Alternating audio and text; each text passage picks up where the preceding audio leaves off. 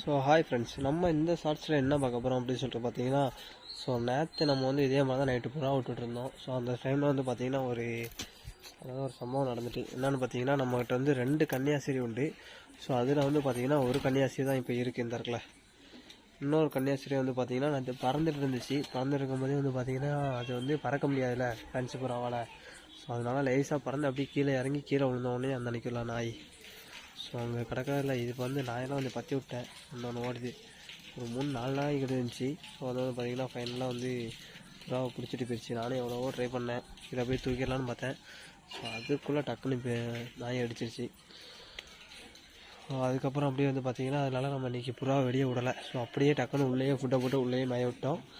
So next வந்து பார்த்திங்கன்னா அப்படியே கேஜ் வந்து கொஞ்சம் க்ளீன் பண்ணிகிட்ருக்கோம் அந்த இடத்தெல்லாம். ஸோ ஏன்னா நம்ம வந்து அடுத்த ஒரு அப்டேட் இருக்குது. மறக்காமல் நீங்கள் வந்து ரெகுலராக நம்மளுக்கு வந்து சப்போர்ட் பண்ணுங்கள், சப்ஸ்கிரைப் பண்ணுங்கள். Okay, next